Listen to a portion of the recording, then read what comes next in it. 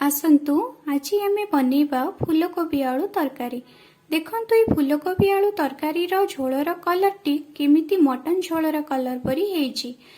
एहाकु आपण माने सहजरे घरे थिबा सामग्री रे अति सहजरे बनै पारिबे। तो एथिपाई मु 3टी फूलकोबी और 2टी आलू नै जाइछि।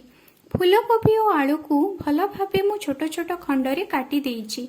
एहा परे फूलकोबी और आलू को धोइबा पई एक ताटियारे किछि पानी नै सेतिरे कटा फूलकोबी और आलू को पकेई देइछि।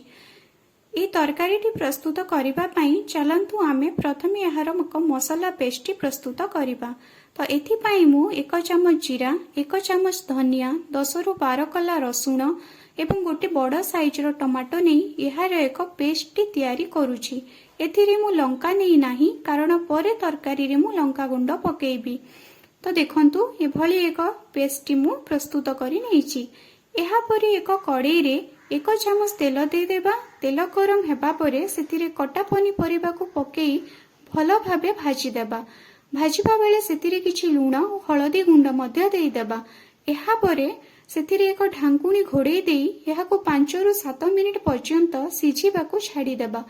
5 रु 7 मिनिट कला परे ढांकुणीटी काढ़ी भजा को भल भाबरे भाजिबा। फूलकोबी और आलू भल भाबे भाजी हे सारिबा परे एहाको एक प्लेट को काढ़ी आनिबा। एहा परे से समान कड़ाई रे 5 रु 6 चमच तेल देई देबा और सेथिरे बट मसाला को पकेई देबा। सेथिरे किछि लंका गुंड, हळदी गुंड एवं लूण देई एहाको भल भाबे कसिबा। मसाला को से पर्यंत कसिबा जे पर्यंत सेथिरु तेल अंश बाहरी न जाइछि। देखिबे किछि समय परे मसालार कलर चेंज हेजिबो एवं सेथिरु तेल अंश ऊपर को बाहरी आसीबो। एहा परे सेथिरे भजा पनीपरिबा को पकेई देई गोळेई देबा एवं सेथिरे किछि पानी देई देबा। देखिबा जेमिति तरकारीटी पानिया न होई बहलिया हेकी रहिबो सेही अनुसार एथिरे आमे पानी देबा। एबे तरकारीटी को फुटीबा को छाड़ी देबा।